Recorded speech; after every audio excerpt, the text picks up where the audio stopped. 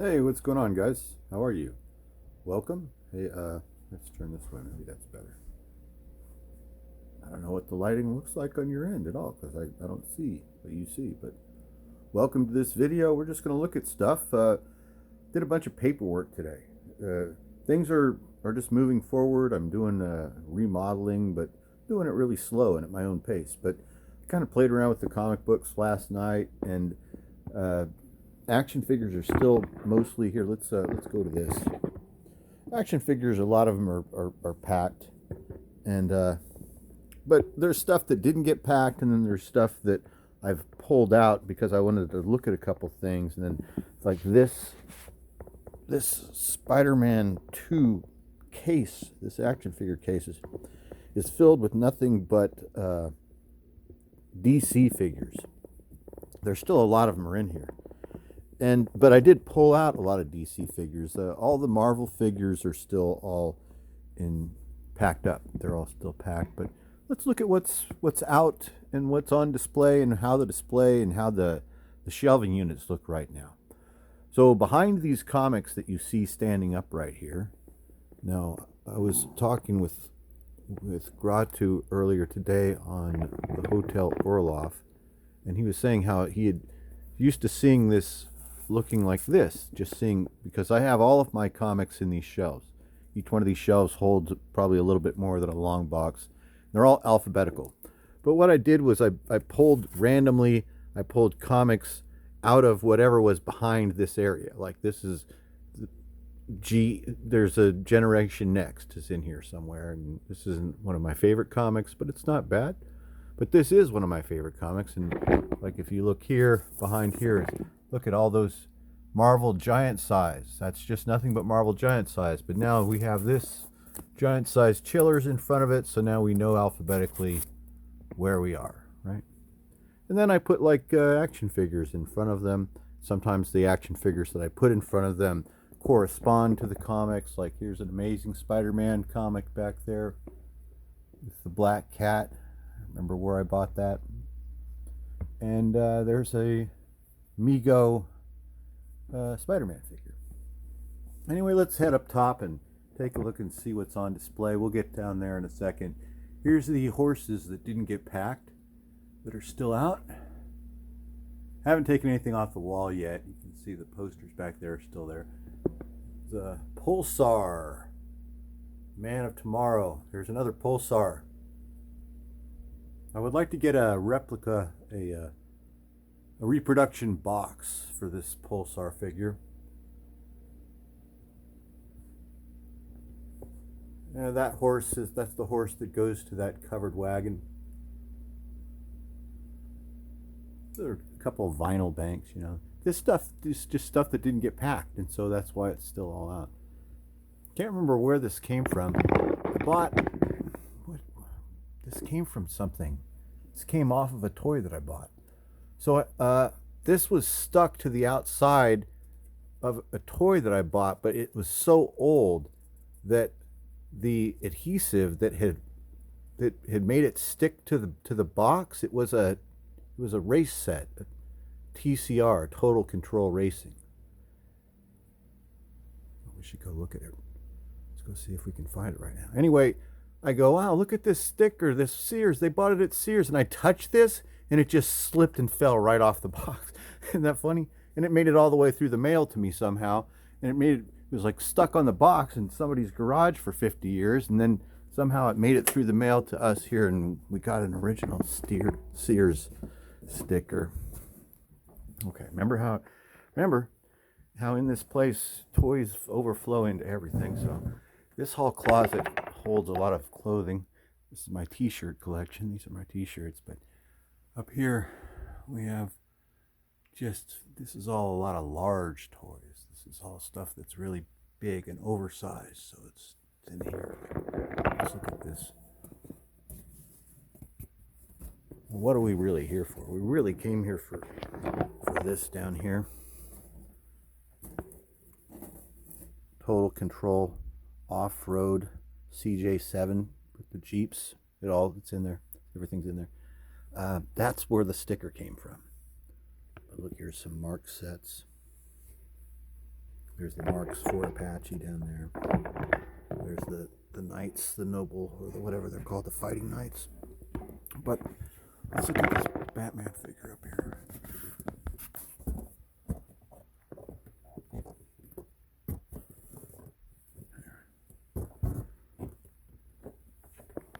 Now let's just pull him out.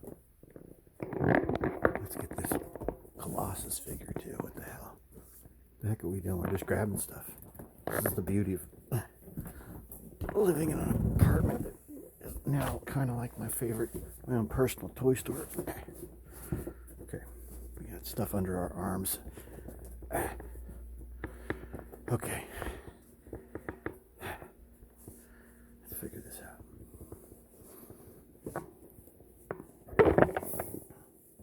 Okay, let's start with this.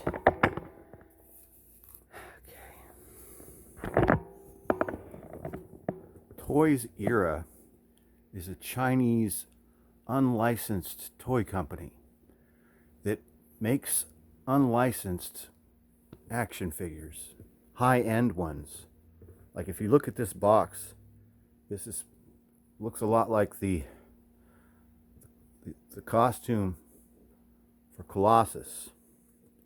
It's called the Steel 1/6 scale collectible action figure. Steel.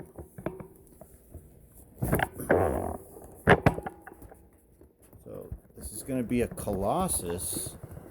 It's in scale with like 12-inch G.I. Joe style figures, but it's not licensed by Marvel or Disney or whoever owns Colossus or whatever. Maybe they don't even own Colossus. Somebody else owns the X-Men. I don't know who owns it, but it's not Toys Era. But they made an action figure that looks just like him from that Deadpool movie. But he's still close enough for me to an actual Colossus figure. So I got him.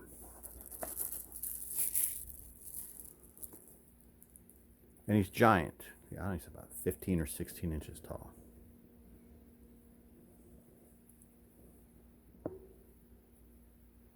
There he is. I think this is cool. This is close enough for me to an actual, to a real Colossus. It would have been nice if it looked more like the one from the comic books, but that's the Colossus figure, the Steel. Doing this one-handed, so I'm not even going to pull them out. Maybe if somebody likes that figure and they think it looks cool, then maybe they can comment and say, hey, Meyer, will you make a video showing your new era or your Toys Era X-Men figures? Because I have more. I have the other guy, Cyclops, and I have a Jean Grey figure. I've got some other third-party knockoff, not actual X-Men figures. So we could look at those if someone's interested. Someone says, hey, let's look at the X-Men figures sometime, Meyer.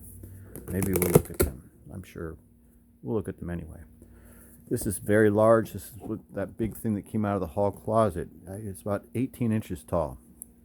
It's called, look at how nice the box is. Sorry, I'm moving all over the place. DC Comics Original Volume 4. How nice this is. I love how it is. It's this, we call this cell shading. Isn't that neat? This giant action figure. I think he's 18 inches tall.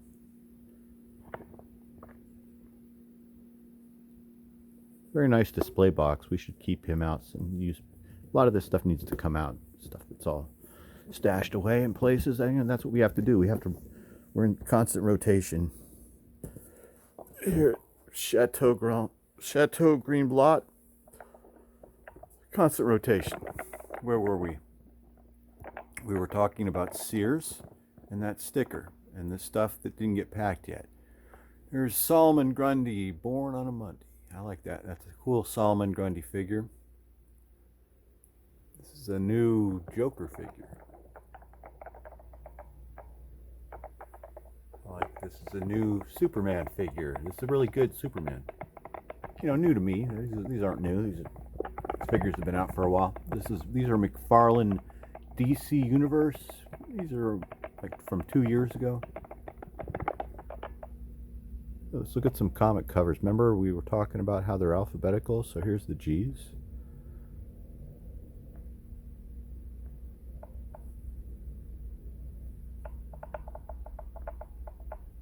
And again, these are just DC figures that were in that case that were ones that I really liked, and I wanted to pull them out. I like this Bizarro figure. I also really like this Riddler figure. I like figures that are accurate interpretations of either comics or cartoons. Like I also really like this. So both this Robin and this Riddler are actual Super Friends figures. They're meant to look like the cartoon, the Super Friend cartoons. This Batman is not Super Friends. He's supposed to be, what is this, like a 1950s maybe? I don't know.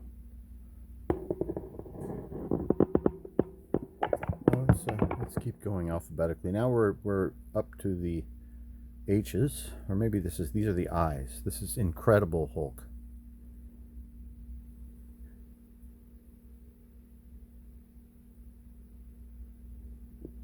This Power Girl with the boob window. She kind of looks like Jennifer Aniston to me. Catman Crothers. This guy did the voice for Hong Kong Phooey. Right here.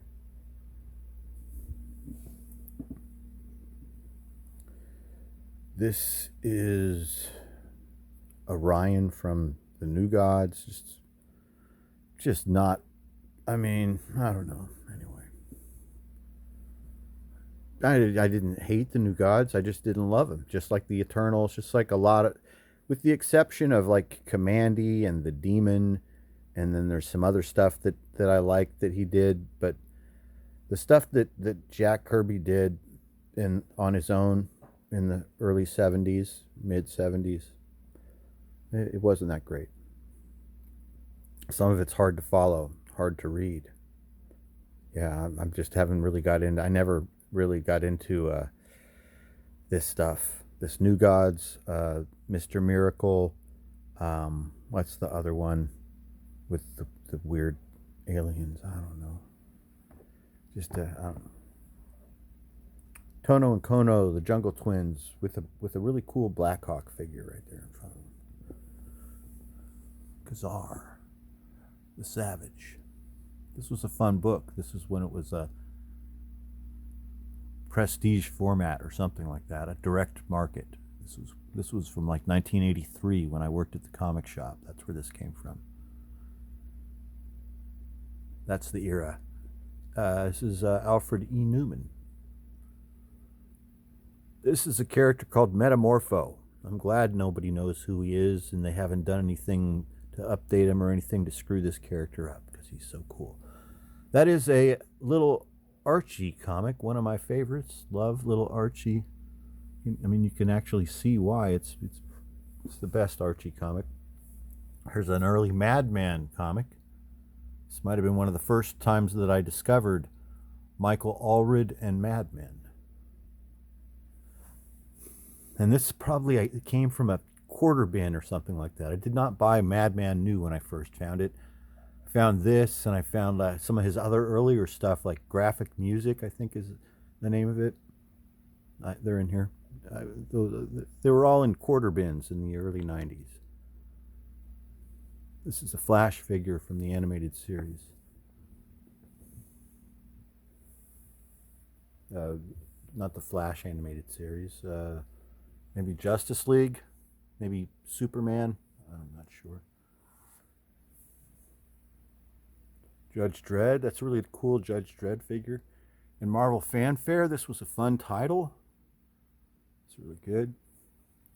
That Shaun of the She-Devil Freudian cover back there. Yeah.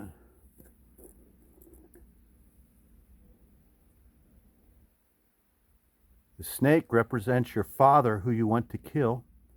And Shauna the She-Devil represents your mother, who you want to make you a sandwich. Marvel presents Guardians of the Galaxy and Marilyn Monroe. She's not a DC character. Well, Judge Dredd, he was in a DC comic, and maybe DC owns Alfred E. Newman. She was involved in things in DC, like JFK, RFK, and the CIA. All right, there's no figures down here, but let's look at these comic covers. So we made it to the M's, and it's Marvel Tales number 7. And then Marvel 2-in-1 number 19. There's the Sizzler, Attack of the Sizzler, Metal Men. It's a good Metal Men comic. One of my earliest Metal Men comics. Metal Men was a comic that I knew nothing about until the summer before 8th grade. So the summer before 8th grade, I made friends with this new kid in my neighborhood named Robert. And he, I knew, that he was new, but I knew that he was going to be going to my school as soon as 8th grade started. But we had similar interests. He liked comics too, but the comics he liked were not the same ones that I liked. So he liked comics that I knew nothing about. So he liked Metal Men. He liked Legion of Superheroes, Superboy and the Legion of Superheroes. He liked the X-Men. He liked stuff that I just had never even read before. Not that I didn't like it, I just hadn't read it. And he was really into it, so he told me all about these comics. Like, he told me all about the backstory of all about the Metal Men and all this stuff, and before I even read them. So then I started borrowing his Metal Men, and I read and got into the Metal Men and grew to love them. This is a Moon Knight Special Edition. These are nice. Baxter paper, right? This is Nard and Pat by J.Z. Lynch. So, let's pull Nard and Pat out real quick. Nard and Pat. This is an underground comic. It's probably for adults, 18 and over, but this is Kitchen Sink Press. Anyway, this is really good. This also comes from the early 80s, from the time when I was in high school and I used to work in a comic store. And that's how and when I was first exposed to undergrounds at my will. I could just pull them out and look at them and read them because they were in the shop. So this is where this came from. It came from the store that I used to work at, and this was one of the best or my favorite underground comics that I ever read. It still is very good. I really recommend Nard and Pat number 2. It's 52 big pages, and it's really, really good.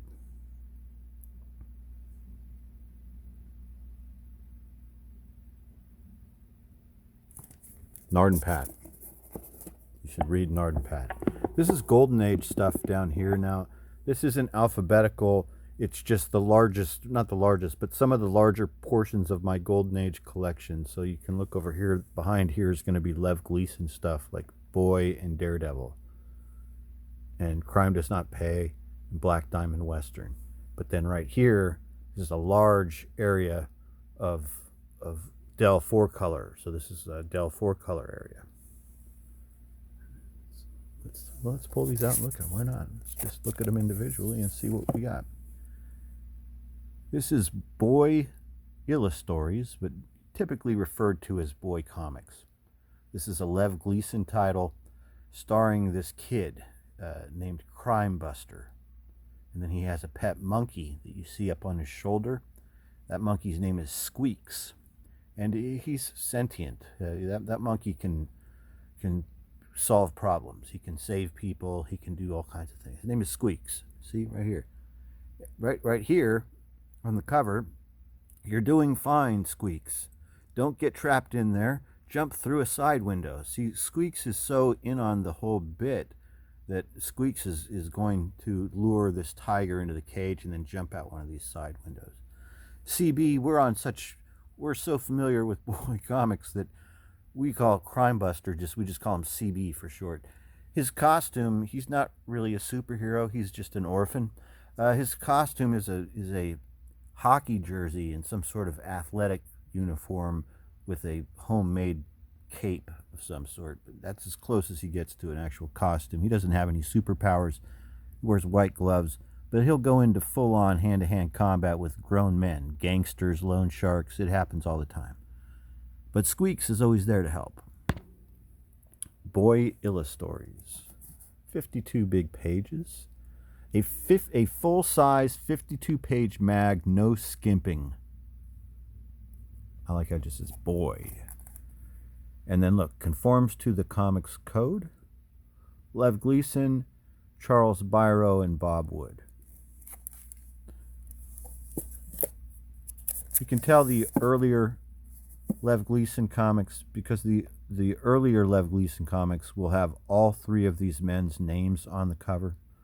Lev Gleason, the publisher, and then Charles Biro and Bob Wood, the editors.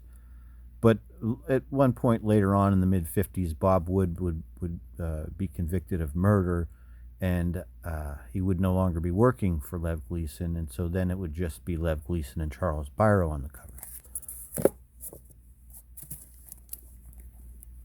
Dick Tracy, 4-Color Comics, number 34.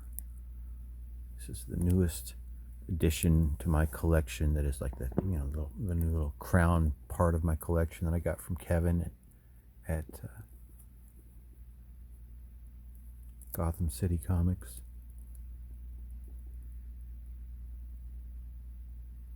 Really cool. It's really great. I haven't read it yet. I'm sure it will be great, but I haven't read it yet, but I will.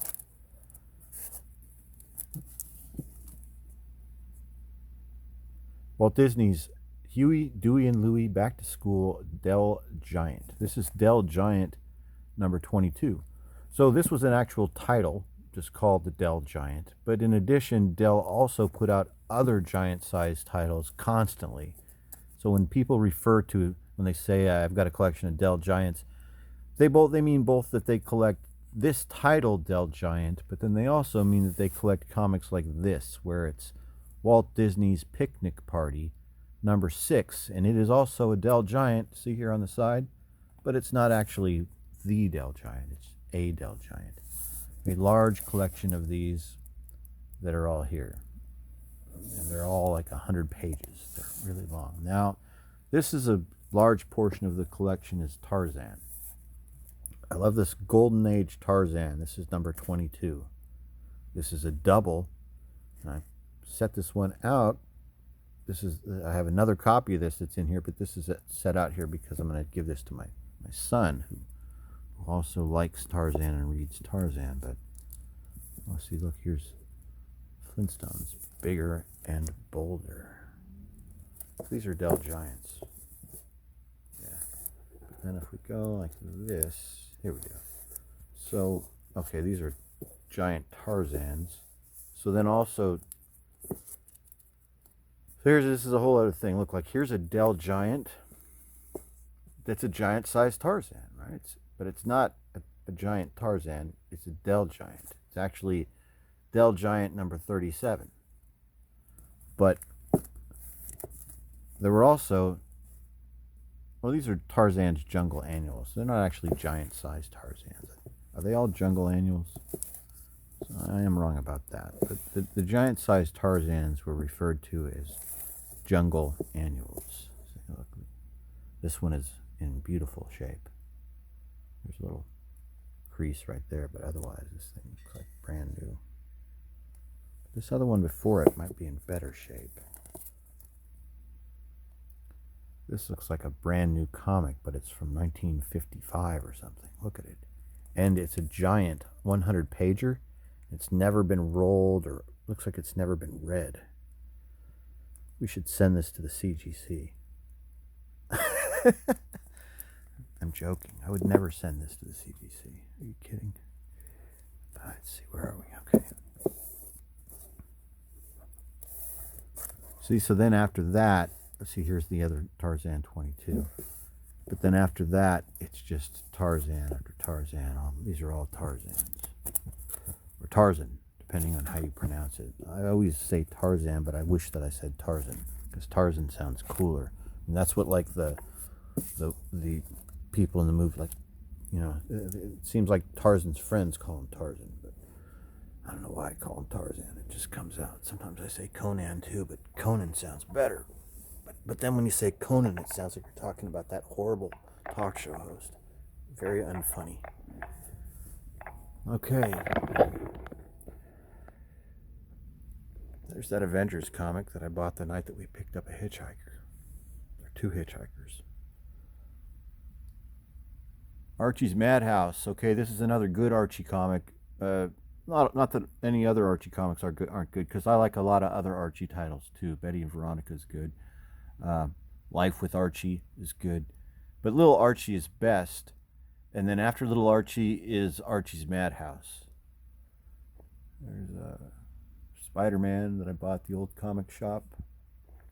Alpha Flight came from the old comic shop. Look at that. I really hope that John Byrne got paid the same rate for this. All he had to do was draw Snowbird, and that was it. I hope he got paid exactly the same as all the other stuff that he did. He deserved it. Something happened to this Hong Kong Phooey. He got, like, marked up. I don't know what happened to that. Damn, he's scratched or something. It's the 80-page giant Lois Lane. That's the beginning of my collection. Alphabetically, I start with the numbers.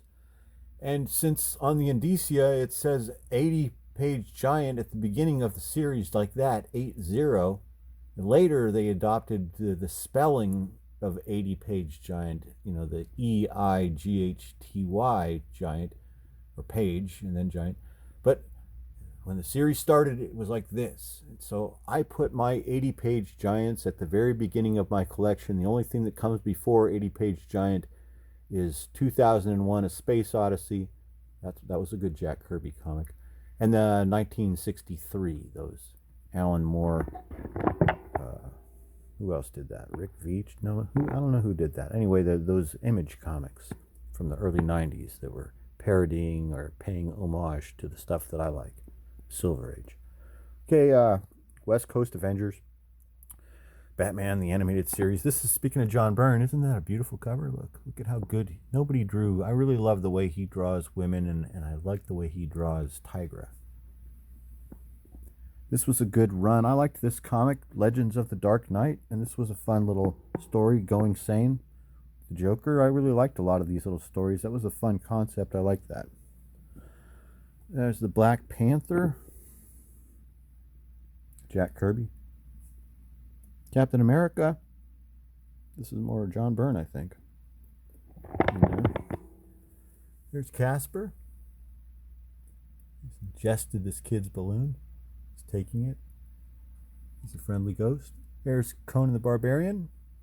Conan the Barbarian. There's Conan the Barbarian with Belit. It's really, really good time for Conan right here. This is so good. These are all good. So good. I just remember reading these and they're so good. This was a really, really fun little period, little part of Conan right here. Like these adventures, the pirate stories when he meets Belit. Probably like number.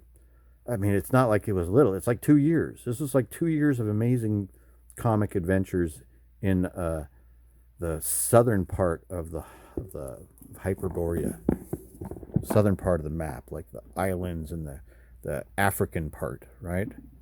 It's really good. There's a lot of good stuff. Creatures on the Loose. Beautiful Gil Kane cover. Daredevil. This is the period when I was finding and buying Daredevil on the stands at Safeway because nobody wanted Daredevil. So I was lucky enough to find it, and that's when I started reading Daredevil. It's a very good 100-page Tarzan comic. Joe Kubert cover. A lot of people say Kubert, but I checked, and it's Kubert. We've all been wrong the entire time. Even the kids, Andy and Adam, they've been saying it incorrectly. It's actually Kuber. Detective Comics. Look at that. Fry, Robin Fry. And Donald Duck Adventures. It's really good. There's the Eternals. That's pretty shitty. There's Fantastic Four by John Byrne. Some people don't like this. I liked this. I really liked this era. There's Fear, Adventure into Fear with the Man-Thing. This comic came from the collection of my friend Garth. He gave me all of his comics. His comics were ones that we read over and over again anytime I would stay over at his house. He had a stack of about 10 or 15 comics. And so I read them over and over again. And he had almost exclusively nothing but Marvel and DC horror and Sergeant Rock and Sergeant Fury. So all he had was war and horror, and they were great. And I have them all. They're all mixed in here. One of the comics that he gave me is Tomb of Dracula #1. It was in his collection. He bought Tomb of Dracula #1, and he just kept it, and it was just like a regular comic. It has like some model paint or glue on it. It was just sitting on his desk. But yeah, he gave it to me. It's here. Tomb of Dracula #1, not Brand Echh #9. This is great. Marie Severin cover. The first time I read Not Brand Echh was in a dentist's office waiting room in Pacific Grove.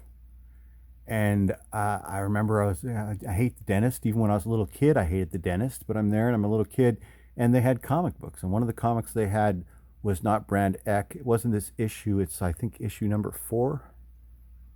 Anyway, it was there, and I'm reading it and I'm loving it and getting into it. But then they call my name, and then when I get done, I was just the whole time I'm at the dental appointment, because I enjoyed this comic so much, but I only read about half of it or a few pages in, like 5 or 6 pages in, and then they call my name and I have to go in. I was able to handle the dental appointment because all I was thinking about was getting out of this dental chair and getting out to that waiting room and asking that receptionist if I can take this Not Brand Echh, if she'll let me borrow it or let me have it. And so after the dental appointment, hey, look, there's Pebbles Flintstone. After the dental appointment, I go out there, I get the comic, and I go back up to the counter, and I go, "Excuse me, can I have this comic so I can take it home and finish reading it?" And she goes, "Oh, I'm sorry, honey, I can't let you. If I let you take home the comic, then I'd have to let everybody take home a comic, and then it wouldn't be here for everybody else to read and enjoy." So this is Panic. This is an EC humor comic, like in the vein of Mad.